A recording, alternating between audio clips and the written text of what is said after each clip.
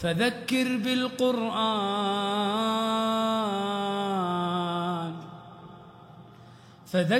بالقرآن من يخاف وعيد.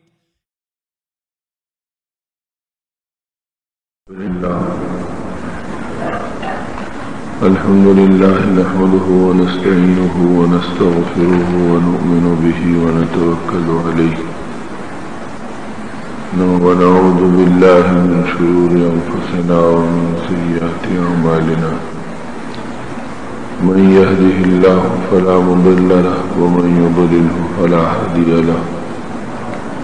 نشهد أن لا إله إلا الله وحده لا شريك له ونشهد أن سيدنا وشفيعنا وحبيبنا ومولانا محمدا عبده ورسوله أرسله بالحق بشيرا ونذيرا بين يدي الساعة. اللهم صل على سيدنا مولانا محمد وآله وأصحابه وبارك وسلم كما تحب ربنا وترضى عدد ما تحب ربنا وترضى. قال الله تبارك وتعالى: أعوذ بالله من الشيطان الرجيم. بسم الله الرحمن الرحيم. وإذا سألك عبادي عني فإني قريب أجيب دعوة الله إذا دعاني فليستجيبوا لي وليؤمنوا بي لعلهم يرشدون. صدق الله العظيم. محترم بزرگوں اور عزیز بھائیوں، شاید تراویح کا خلاصہ یہ آنے سے پہلے جو اس وقت نورانی گفتگو ہو رہی تھی، اور گفتگو نورانی یا پیاری کیسے نہیں ہوتی جبکہ وہ اللہ کا پاک کلام ہو اور اس کے تقاضے ہمارے سامنے آئے ہوں. اور قرآن پاک کا خلاصہ یہی ہے کہ انسان اپنی زندگی کو دھوکے سے نکال لے اور حقیقت کے راستے پر ڈال لے. اور دھوکے کا راستہ کیا ہے؟ جس راستے کے اندر آدمی مخلوق پر بھروسہ کرے اور خواہشات کو اپنی زندگی کی بنیاد بنائے اور آنکھوں دیکھی چیزوں پر اطمینان کر کے قدم اٹھائے، یہ راستہ ہمیشہ دھوکے کا راستہ ہے جس پہ چلنے والوں کو حقیقی کامیابی اور صحیح عزتوں سے اللہ پاک نے ہمیشہ محروم رکھا.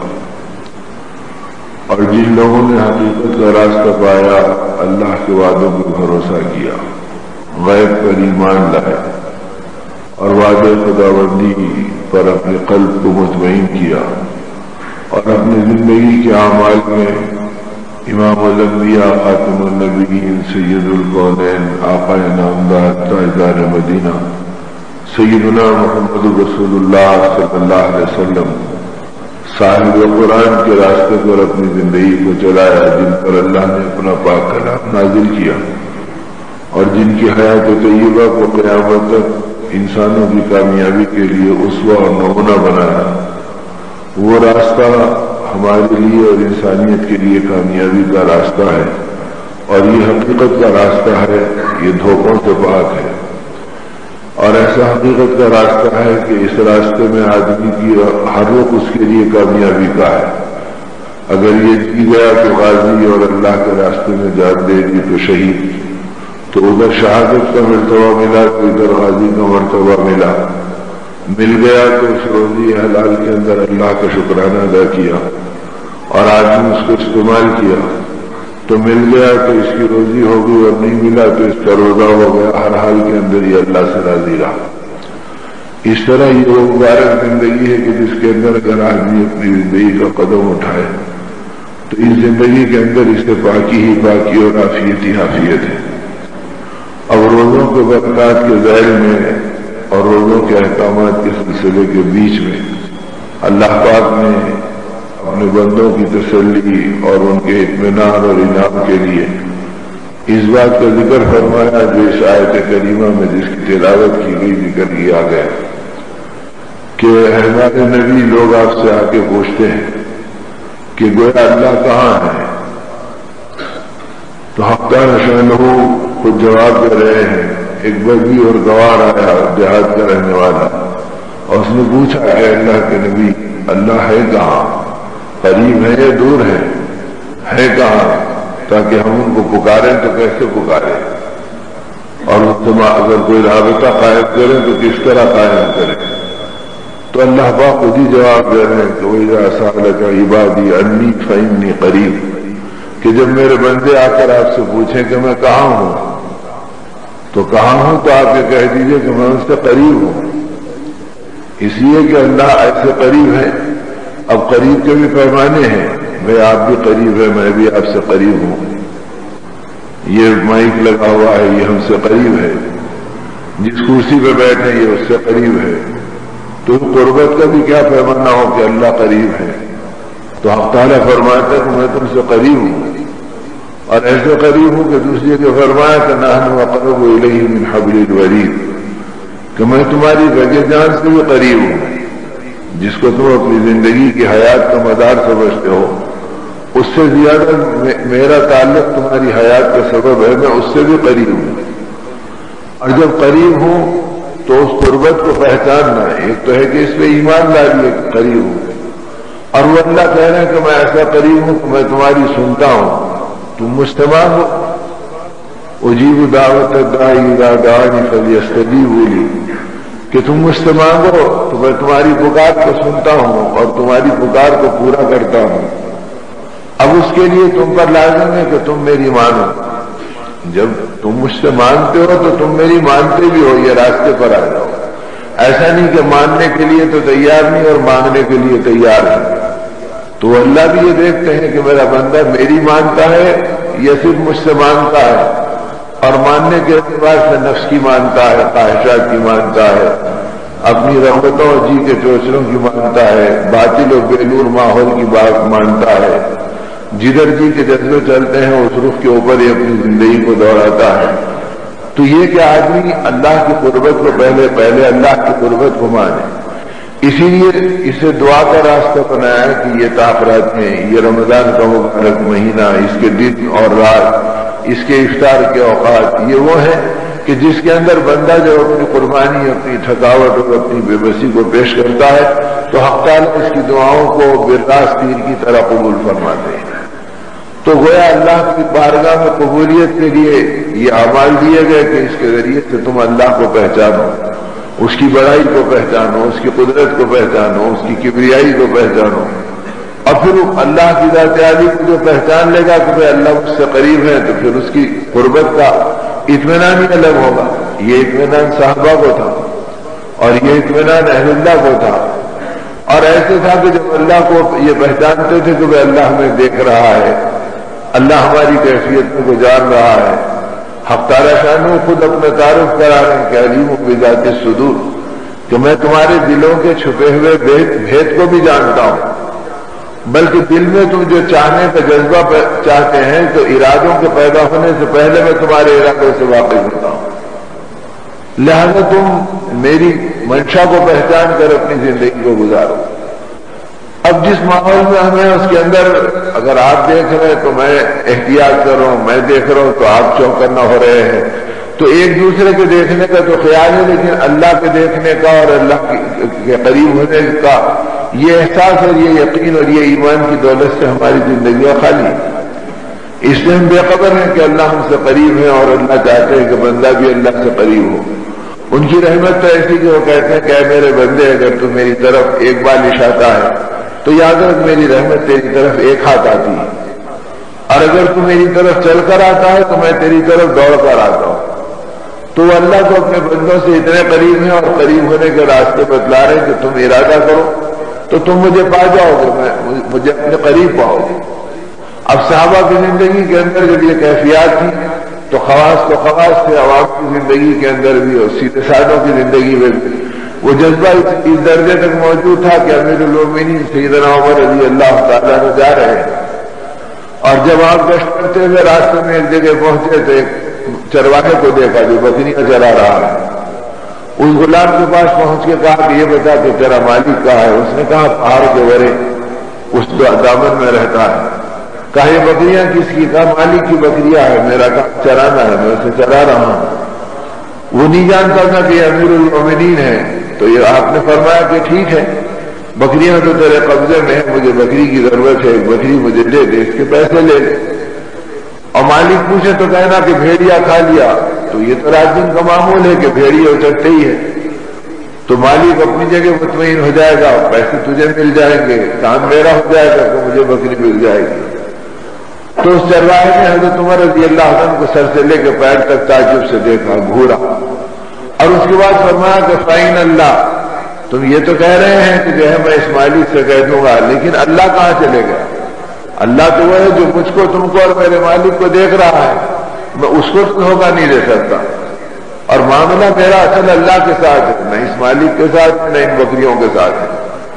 تو میرے دوستو، اللہ کی ذات عالی پر جس کا نام ایمان ہے، یقین ہے، استحضار ہے کہ اللہ مجھے دیکھ رہے، میں اللہ کا بندہ ہوں، جب ایمان کی محنتیں اور قرآن کی پکار پر چلنے والی فکریں اور اللہ کے پاک کلام کی برکتیں زندگیوں میں داخل ہو گئی تھی، اور آدمی کلام اللہ کے مطابق اپنی زندگی کو بنا کر تربیت کا سامان کر رہا تھا اور کروا رہا تھا، تو مزاج امت کا یہ بنا تھا کہ چرواہوں میں جتنا خدا کا خوف، آج روزانہ کے تہجد گزار میں وہ خوف خدا ملنا مشکل ہے۔ اس لیے کہ نماز اپنی جگہ ہے، روزہ اپنی جگہ ہے، اور عبداللہ اور عبد الرحمن اور عبد الکریم کا نام اپنی جگہ ہے، اور زندگی کی غفلتیں اور اللہ کے ساتھ بغاوتیں اور دین کے ساتھ بے دردی اور اپنے نبی کے اعمال کے ساتھ بے رحمی اپنی زندگی میں اپنی جگہ پر موجود ہے۔ اس میں کوئی فرق ہی نہیں پڑ رہا کہ میں کیا کر رہا ہوں، بس بالکل ایک مست زندگی گزر رہی ہے کہ جیسے ایک جانور ہے، اس کے سامنے آدمی کچھ بھی پڑھ دے، اس کے سامنے محبت کی بات کرے، اس کے سامنے قرآن پڑھ دے، وہ اپنا جانے کا جاتا رہے گا، وہ اپنا گھومنے کا گھومتا رہے گا، اس کے اوپر کوئی اثر نہیں ہوگا۔ تو بدقسمت زندگیاں اتنی بے حیث اور دل اتنے بے درد ہو گئے کہ اب ہمارے اوپر بھی اللہ کے نام کا اور اللہ کی پاک ذات کا اور ان کے پاک کلام کا اور ان کے محبوب صلی اللہ علیہ وسلم کی مبارک ذات کا اور اس رسالت کی بے قراریوں کا کوئی اثر ہی ہماری زندگی میں نہیں ہوتا۔ اب اس زندگی میں اثر ہی نہیں ہوتا اور ہم اللہ کی ذات عالی کی قربت کو پہچانتے ہی نہیں، تو اس کے نتیجے میں اس قربت کی برکت بھی ہماری زندگی میں دکھتی ہے۔ اب جیسے ایک آدمی اپنے پیسے رکھ لیا، اب بجائے اس کے کہ اسے سیدھے جیب میں رکھتا، دائیں جیب میں رکھتا، خیال یہ ہوا کہ بھئی پیسے زیادہ ہے، اندر کے جیب میں رکھ لو، اس نے اپنے بنیاد کی جیب میں رکھ لیا۔ اب گیا نکلا بازار کو کہ چلو بھی کسی جو خریدی کرنی ہے کر لیں گے، وہاں جا کر اپنی ضرورت کے مطابق دل کھول کے اس نے فراخ دلی کے ساتھ اپنا سودا کر لیا اور 1200 کا سامان لے لیا۔ اب اطمینان کے ساتھ جو جیب میں ہاتھ ڈالا تو بھول گیا کہ میں کہاں رکھا، اب یہ جیب میں دیکھتا تو پیسے نہیں دکھتے، یہ جیب میں ہاتھ ڈالتا تو پیسے نہیں دکھتے، دستی نکال کے دیکھتا جھٹک کے تو اس میں نظر نہیں آتے۔ اب وہ چہرہ اس کا بدل گیا، اس کی پیشانی پہ پسینہ آ گیا، اس کی کیفیت بدل گئی۔ اب کوئی بات کر رہا تو اس کا جی نہیں لگتا، ارے کیا ہو گیا؟ نہیں بھی پیسے تھے میرے پاس، چلے گئے، پتہ نہیں کدھر چلے گئے۔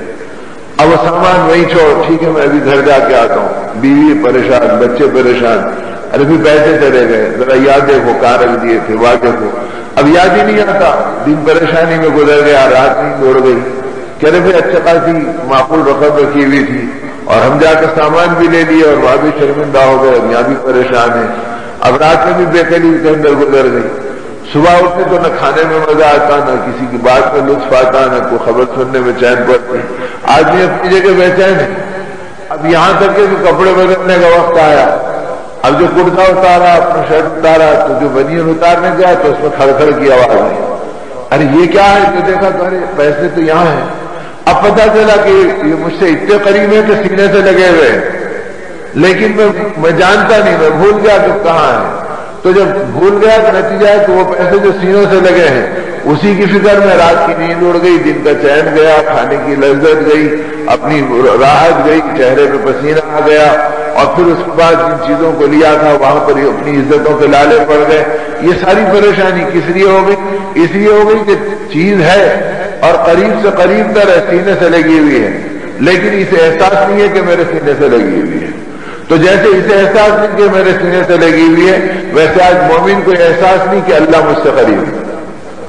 نتیجے کے اندر اللہ کی ذات عالی سے مدد ملتی، اللہ کی ذات عالی کی بارگاہ میں توبہ قبول ہوتی، اللہ کی بارگاہ کے اندر گناہ دھلتے، اللہ کی بارگاہ میں مدد ملتی، اللہ کی بارگاہ سے رحم کے ہدایت و بخشش کے خزانے ابلتے۔ اب ان چیزوں سے بے خبر زندگی گزر رہی، اس لیے کہ ہم نے اللہ کو پہچانا ہی نہیں۔ اب بے پہچانے اپنی زندگی کو گزار رہے ہیں تو اس کے نتیجے کے اندر ان سے بالکل بے خبر۔ اسی کو حضرت پیران پیر قطب ربانی سیدنا شیخ عبد القادر جیلانی رحمۃ اللہ علیہ نے فرمایا، ارے تیرا رب تو وہ ہے جو رات دن تجھے دیکھتا ہے، ہر آنکھ تجھ سے باخبر ہے۔ وہ کہتا کہ اے میرے بندے میں تجھ سے ہر لمحہ باخبر ہوں، تیری ہر ضرورت کو میں پوری کرتا ہوں۔ تو اس دھوکے میں مت رہے کہ میں تنہا ہوں، بلکہ جہاں تو ہے تیرے ساتھ میں ہوں۔ وہ معکم اینما کنتم، کہ تو جہاں پر بھی ہے وہاں پر دیکھ لے تو وہاں پر میں تیرے ساتھ ہوں اور میں تیرے ساتھ موجود ہوں۔ لیکن قیامت یہ ہے کہ اللہ کے ساتھ ہونے کا احساس ہی نہیں۔ اب جب اللہ کے ساتھ ہونے کا احساس تھا تو گناہوں سے بچنا آسان تھا، اللہ کے ساتھ ہونے کا احساس تھا تو امانتوں کی حفاظت آسان تھی، اللہ کے ساتھ رہنے کا احساس تھا تو مخلوق کے ساتھ ہمدردی آسان تھی۔ ہر عمل کے اندر اللہ کی ذات عالی کو پہچان کر آدمی اپنی زندگی گزارتا۔ اسی سرزمین ہند کے ایک بڑے مفسر قرآن اللہ کے ولی گزرے، اور ان کی سوانح میں یہ ہے کہ جس وقت میں بیٹھ کے قرآن پاک کی تفسیر لکھ رہا ہوں تو میرا قلم رک گیا۔ اب میں سوچ رہا ہوں کہ میرا سینہ بند محسوس ہو رہا، میرا قلم چل نہیں رہا ہے، اس آیت کی تفسیر میرے ذہن میں نہیں آ رہی کہ کیا لکھوں۔ اور یہ اللہ کی امانت ہے، اسے کوئی اپنے آئبائے کوئی بھی چیز اس کو لکھ کر تکمیل نہیں کی جا سکتی۔ اب سوچتے رہے تو ذہن پہ بہت پڑا، لیکن پھر بھی دل نہیں کھلتا، دعا کر رہے ہیں تو پھر بھی قلم نہیں چلتا۔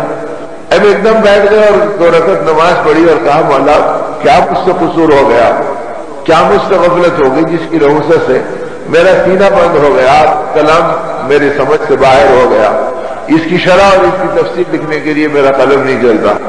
بہت دیر سوچنے کے بعد فرماتے ہیں کہ ہفتہ شانوں نے مجھ پہ کھولا کہ اے ہمارے بندے، ہماری وہ بھی ہماری مخلوق ہے کہ گھر میں تیری مرغیاں بند ہے اور گھر والے تیرے مہمان گئے ہوئے ہیں، دین چڑھ گیا ہے تو بھوک و پیاس سے بے چین ہے، جب تو نے ان کے حق کو ضائع کیا تو ہم نے تیرے سینے کو بند کر دیا۔ ابھی گھبرا گئے اور فوراً قلم رکھ کے سیدھے اٹھے اور گھر آ کے گھر کا تالا کھولا اور اندر آ کے مرغیوں کا ڈروا کھولا۔ اب وہ پکار رہے تھے، کائیں کر رہے تھے، ان کے سامنے دانا اور پانی ڈالا، یہاں تک کہ وہ کھا پی کے وہ بھلے چنگے اطمینان سے کھودنے اور دانا چگنے میں لگ گئے۔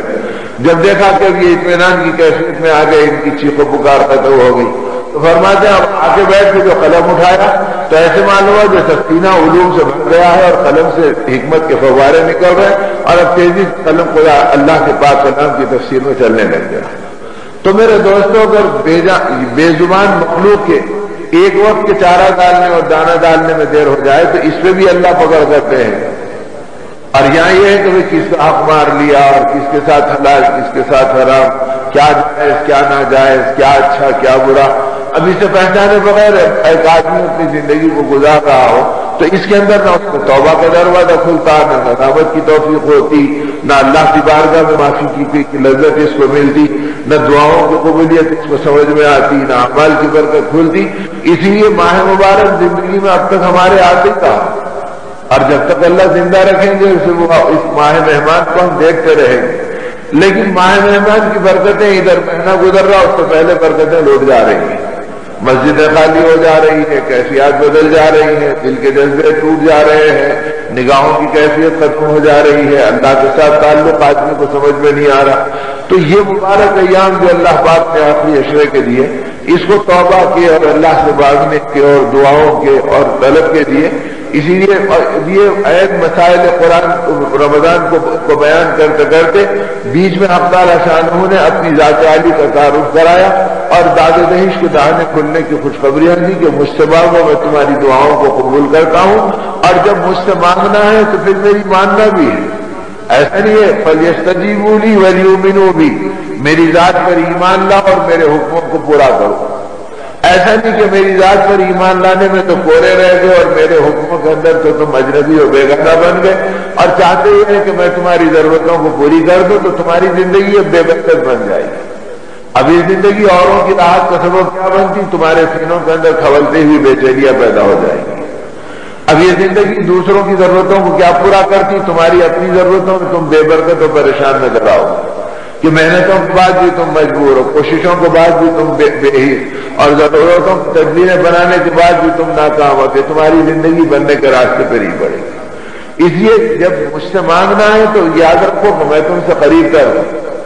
تو حضرت پیر رحمۃ اللہ نے فرمایا کہ تو کتنا بے حیا ہے کہ تیرا رب تجھے حرام دیکھ رہا ہے اور تو ہفتوں اور مہینوں اپنے اللہ سے بے خبر ہے، اور قیامت یہ کہ عبادت میں کھڑے رہ کر اللہ کے گھر میں رہ کر اللہ سے بے خبر ہے۔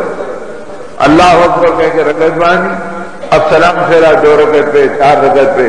اب آدمی غور کر کے دیکھے کہ بھئی یہ 2 رکعت 4 رکعت میرے کیسے گزرے، تو پتا چلے گا رکعت باندھنے سے لے کے سلام پھیرنے تک مکان نظر آیا، دکان نظر آئی، گھر نظر آیا، کھانے نظر آئے، قرضدار نظر آئے، دوست دشمن نظر آئے، علاج و ڈاکٹر نظر آئے، اور رشتہ داری کے منصوبے اور پلان نظر آئے، اور نہیں نظر آئے تو اللہ کی بڑائی نظر نہیں آئی، آقا کی محبت نظر نہیں آئی، اپنی گناہوں پہ ندامت نظر نہیں آئی، اور ہو گئی عبادت ہماری ختم، اور ہم اللہ کے گھر سے دامن جھٹک کے چلے گئے۔ اب ہمیں پتہ ہی نہیں کہ کہاں گئے تھے، دھندے میں جاتے تھے اتنے بے خبر رہتا آدمی، تو میں دکان پہ گیا تھا مجھے معلوم ہی نہیں گاہک کون ہے، سامان کیا ہے، پیسے کہاں ہیں، اور بیٹھا اور نکل کے آ گیا۔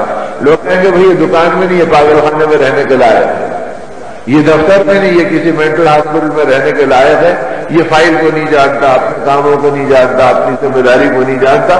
تو ہر چیز کو ہر آدمی جانتا ہے، لیکن قیامت یہ کہ مومن ایمان کو نہیں جانتا اور بندہ خدا کو نہیں پہچانتا، اور زندگی گزر رہی کہ ہم اللہ کے بندے ہیں۔ تو اللہ بھی یہ دیکھیں کہ تم ہمارے بندے ہیں تو ہماری بندگی تمہارے اندر کیا ہے، تم کتنا ان کو پہچان کے کر رہے ہو، کیسے اپنی زندگی کو بنا کے کر رہے ہو۔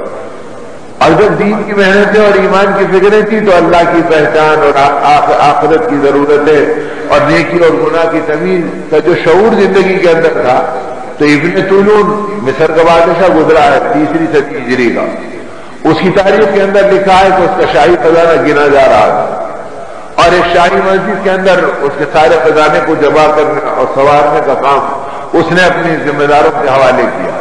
وہ وہاں پر بیٹھے ہوئے تھیلیوں کے اندر گن گن کر اس حساب و کتاب سے اس شاہی خزانے کو جمع کر رہے ہیں۔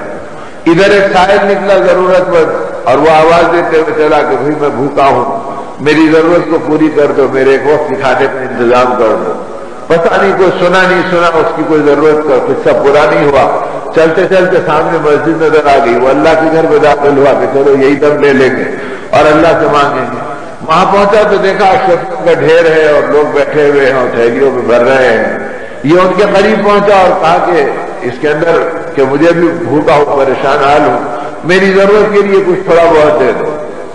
ان لوگوں نے اشارہ کر کے کہا کہ خاموش ہو جا، یہ شاہی خزانہ ہے، گننے پہ معمور ہے، تجھے کس نے چھوڑ دیا جو یہاں تک آ گیا؟ تو چل پیچھے جا، اپنی جگہ کے اوپر بیٹھ جا، یہ جگہ تیرے آنے کی بھی نہیں ہے۔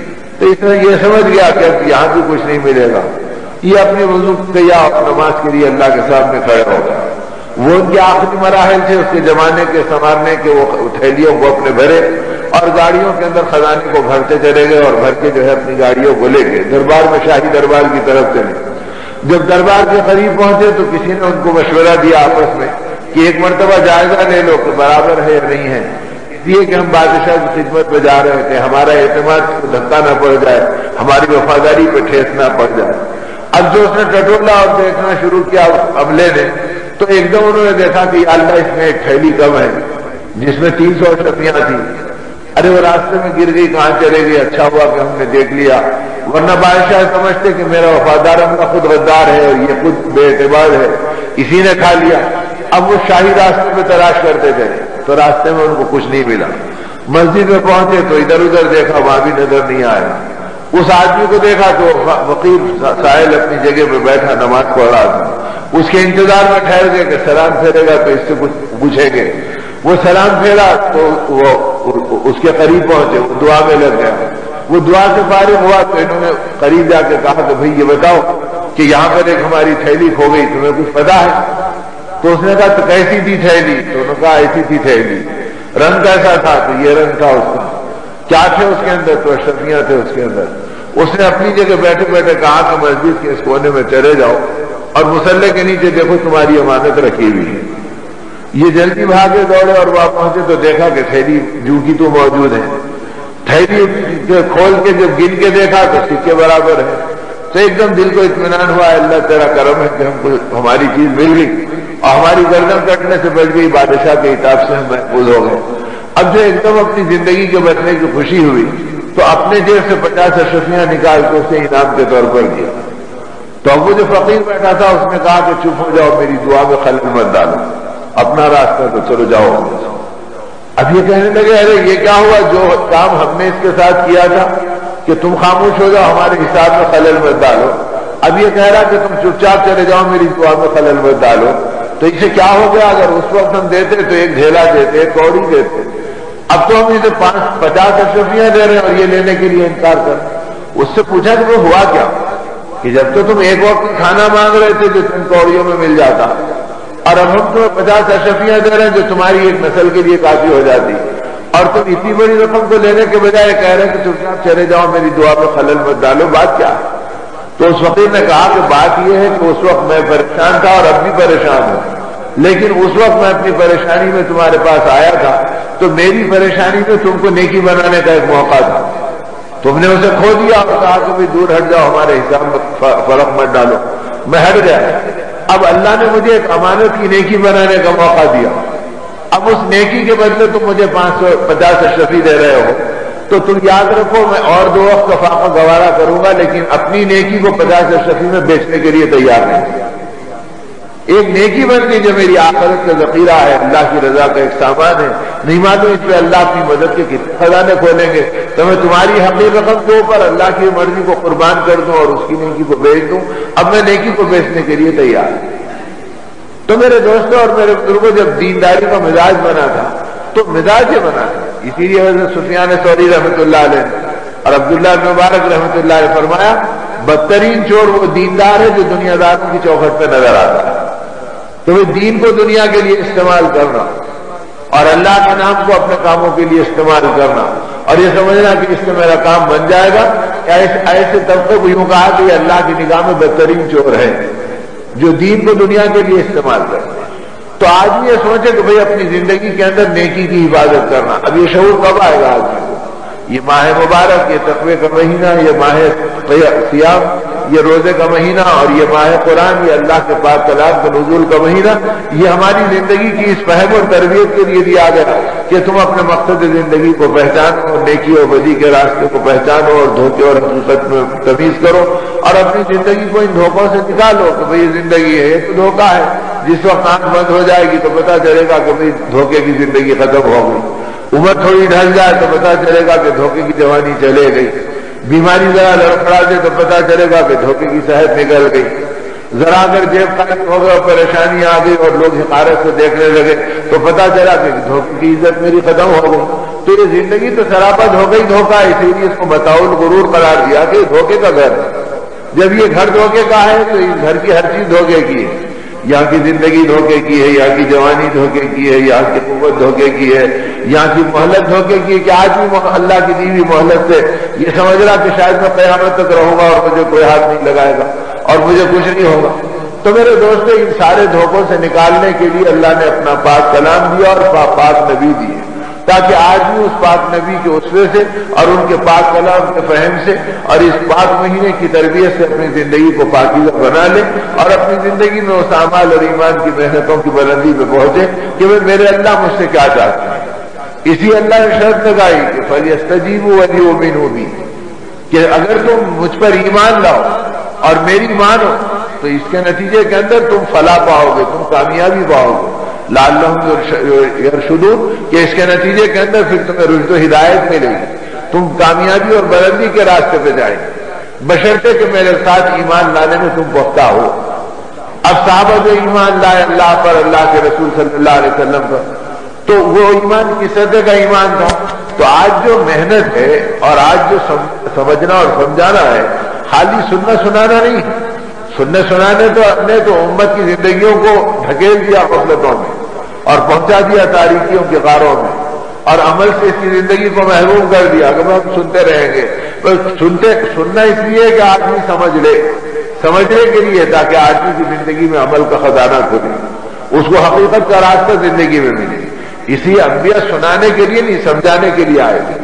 کہ انسانوں کو صحیح راستہ بتائیں کہ حقیقت کا راستہ کیا ہے، آدمی سمجھے کہ میری زندگی کی کامیابی کا طریقہ کیا ہے، اور جب وہ سمجھ میں آیا تو اس کے نتیجے میں ان کا یقین بنا، اللہ کی ذات عالی میں ان کا اعتماد بڑھا، آقا کے نبی رحمت صلی اللہ علیہ وسلم کی رسالت پر ان کا ایمان کامل ہوا۔ اللہ کرے کہ ماہ مبارک کے آخری لمحات توبہ کے بن جائیں اور اللہ سے مانگنے کے بن جائیں۔ اللہ خود بندوں کو پکار کے کہہ رہے ہیں کہ میں تم سے قریب ہوں، مجھ سے مانگو، اور مانگنے کی شرط یہ ہے کہ فَلْيَسْتَجِيبُوا لِي وَلْيُؤْمِنُوا بِي، کہ میری مانو اور مجھ پر ایمان لاؤ۔ ایمان کا تقاضا یہ کہ اللہ مجھے دیکھ رہا ہے، میں اللہ کی بارگاہ سے باہر نہیں ہو سکتا، مجھے ان کی ماننا اور ان کی منشا کو پہچاننا ہے، اور ان کی ماننا ہے تو ان کے احکامات کو سننا ہے، ان کے نبی کے طریقوں کو دیکھنا ہے، ان کی شریعت کو اپنے سینے سے لگانا ہے۔ میرے بھائی اور میرے بزرگوں، اللہ ایک مبارک زندگی دے دے تو یہ زندگی دنیا میں بھی سنوار دے گی، آخرت کو بھی بنا دے گی، نسلوں میں خیر و برکت کے دروازے کھل جائیں گے۔ حق تعالی شانو اپنے کرم سے مجھ کو اور آپ کو عمل کی توفیق دے اور ہدایت کی ان راہوں پر اپنے کرم سے چلا دے، اور اس ماہ مبارک کو ہمارے لیے گواہ بنائے مغفرت کا۔ ایسا نہ ہو کہ قیامت کے دن یہ مہینہ ہمارے خلاف کھڑا ہو جائے، اے اللہ اس مہینے میں تو یہ بہت تیری محبت کا دم بھرتے تھے، اور مہینہ گزر گیا تو تیرے گھروں کو یہی ویران کرے، اور اپنے گھروں کے اندر بے دینی کو یہی لائے۔ نام اپنی زبان پہ ایمان کا لیتے تھے اور ان کے گھروں کے اندر بت پرستوں کے طریقے چلتے رہتے تھے، اور کبھی ان کو تکلف بھی نہیں ہوتا تھا کہ ہم کس راستے پہ چل رہے ہیں۔ اگر یہ گواہی الٹی دے دے تو آخرت ہلاکت میں بڑھ جائے گی۔ اس لیے میرے دوستو، یہ طاقت ہیں، یہ جفت راتیں ہیں، یہ بچے ہوئے لمحات، اس کا ایک ایک سانس ہمارے لیے قیمتی ہے کہ چلتے پھرتے اٹھتے بیٹھتے ہمارے دل میں ندامت ہو، توبہ ہو، استغفار کی کیفیت ہو۔ اللہ پاک اپنی طرف سے اس کہنے سننے کو قبول فرمائے اور ہم سب کی نسلوں کو قیامت تک اپنے اور اپنے حبیب کی محبت پہ ڈال دے۔ درود شریف پڑھ کے دعا کر لیں۔ الحمدللہ رب العالمین والصلاة والسلام علی رسولہ الکریم۔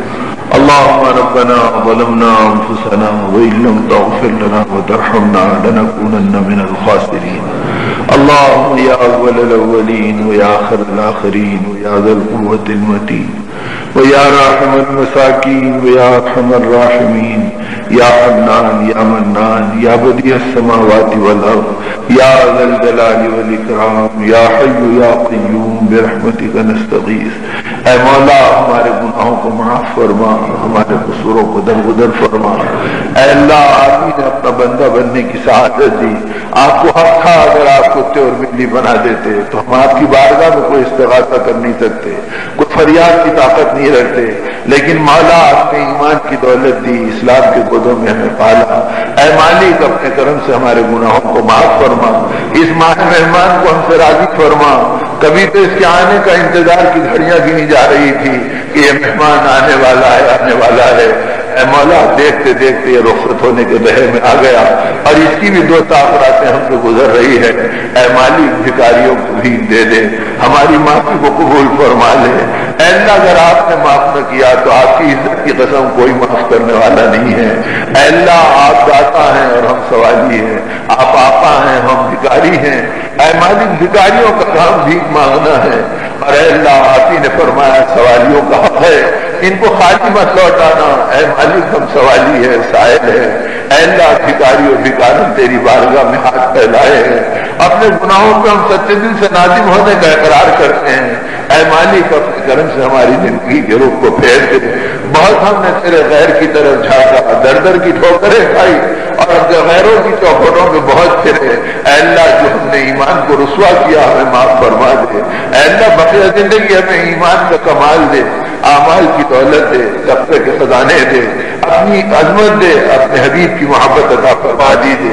اے مالک، آپ کے علاوہ کون دینے والا ہے؟ ہم فریادی ہیں، فریاد کر رہے ہیں۔ مولا، ہماری اس عاجزی کو اور اللہ ہماری بھیک مانگنے کو اپنے کرم سے قبول فرما دے۔ اے میرے مالک، اپنے کرم سے عطا کے دروازے کھول دیجئے۔ اے اللہ، اگر آپ راضی ہیں تو اللہ کسی کی پرواہ نہیں ہے۔ اے اللہ، اگر آپ ناراض ہو گئے تو زمین و آسمان بگڑ گئے، حالات بدل گئے، امت کی عزتیں خطروں میں پڑ گئی۔ اے اللہ، جو امت کا خون پانی کی طرح بہ گیا، کوئی ان پر رحم کرنے والا نہیں کہا۔ اے مالک، یہ سب ہمارے اعمال کا نتیجہ ہے۔ اے مولا، ہم اپنے بدعمالیوں پہ آپ کی بارگاہ میں شرمندہ ہیں اور آپ ہی کی بارگاہ میں فریادی ہے۔ مولا، فریادی سے فریادی کو پورا فرما دے۔ اے اللہ، نا امیدوں کی تمنا اور آخری چوکھٹ آتی ہیں، بے سہاروں کا سہارا آپ ہیں اور بے یاروں کے مددگار آپ ہیں۔ اے میرے مالک آپ ہی نے بلایا تو آ گئے، اور آپ ہی نے بٹھایا تو ہم سب بیٹھ گئے۔ اے مالک آپ کی عزت کی قسم ہم آئے نہیں، لائے گئے، آپ ہی نے ہمارا انتخاب کیا، ورنہ ہماری طرح لاکھوں بندے ہیں جو سڑکوں کے حوالے ہو گئے، جو راستوں میں اپنی ذاتی فکروں کے حوالے ہو گئے۔ اے اللہ آپ نے اپنے دربار میں بلا لیا، اپنی نسبت کو قریب فرما لیا۔ اے اللہ اپنے غیبی خزانوں سے ہمارا رشتہ جوڑ دیجیے، ہمیں پاکیزہ زندگی اپنے کرم سے دے دیجیے۔ اے اللہ امت کی حالت رحم فرما، یہ فیصلوں کا مہینہ ہے، یہ تحفراتے ہیں جس کے اندر آپ کی رحمتیں و برکتوں کا نزول ہوتا ہے۔ اے اللہ اس میں جبرائیل امین آتے ہیں، ان میں فرشتے اترتے ہیں۔ اے اللہ آپ ہی ان کو حکم دیتے ہیں کہ ہماری دعاؤں پر آمین کہو۔ اے اللہ ہم کہاں، ہماری خطائیں کہاں، آپ کی عطائیں کہاں کہ آپ ان کو ہماری دعاؤں پہ آمین کے لگاتے ہیں۔ اے مولا اپنے کرم سے ہمیں سچی پکی توبہ دے دے، ہمارے گناہوں کو معاف فرما دے، ہمیں پاکیزہ راستہ اپنے کرم سے نصیب فرما دے۔ اے اللہ بری موت سے ہمیں بچا لے، ہمیں صحیح خاتمے کی دولت دے دے۔ اے اللہ موت کے وقت ہماری مدد فرما، اور اے اللہ قیامت تک ہماری نسلوں کو ایمان کا دائی بنا۔ اے اللہ ایمان کا محافظ بنا، اپنے پاک کلام کا محافظ بنا۔ اے مولا اگر آپ جسے چن لیتے ہیں تو اسے کوئی بھٹکا نہیں سکتا، اور جسے آپ دھتکار دیں اسے کوئی منتخب نہیں کر سکتا۔ اے مالک اپنے کرم سے سیاکار ہے، خطاکار ہے، قصوروار ہیں، لیکن مولا آپ کے بندے، آپ کے حبیب کے امتی ہیں، اپنے کرم سے ہماری زندگی کے رخ کو پھیر دیجیے، اور اے اللہ ہم پر اپنی عنایت کی چادر کو کشادہ فرما دیجیے، اور اپنی رحمتوں اور برکتوں سے ہم کو نواز دیجیے۔ اے مولا ہمارا کام مانگنا ہے، آپ ہی نے فرمایا کہ میرے حبیب تسلی دی اپنے لاڈلے نبی کو، جب میرے بندے میری بارگاہ میں اپنے جرائم کا اقرار کرتے ہیں، گناہوں پر معترف ہوتے ہیں، تو میری رحمت جوش میں آتی ہے، ان کو خالی لوٹاتے ہوئے شرم آتی ہے۔ اے شرمیر مولا ہماری جھولی بھر دے۔ اے اللہ اس مبارک مہینے میں ہمیں محروم مت فرما، اپنے پاک کلام آپ نے سنایا، غلاموں کی طرح آپ نے بلایا، اپنے دربار میں ہمیں جمایا، اور اے اللہ آج بھی آپ ہی نے بلایا اور زندگیوں کو جھانکنے کا موقع دیا۔ اے اللہ جو کچھ کہا گیا سنا گیا آپ کو راضی کرنے کے نیت سے کہا گیا۔ اے اللہ بدنیتیوں سے ہمیں بچا دے، بے نیتیوں سے ہماری حفاظت فرما دے۔ اے اللہ ہماری زندگی کو صحیح رخ پر چلا دے، اور غیب سے ہماری مدد کا سامان فرما دے، اور اے اللہ ذات و دہش کے خزانوں کو کھول دے۔ اے اللہ امت کے بیماروں کو صحت عطا فرما، پریشان حالوں کو چین نصیب فرما، موذی و موذی کے امراض سے ہمیں بچا دے، بے اولادوں کو اولاد نصیب فرما۔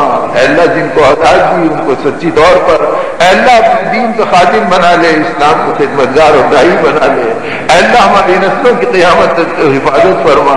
اے اللہ حلال و کشادہ روزی کے دروازے اپنے کرم سے ہر امتی کو مقدر فرما، سائل بننے سے اور دوسروں کے سامنے رسوا ہونے سے۔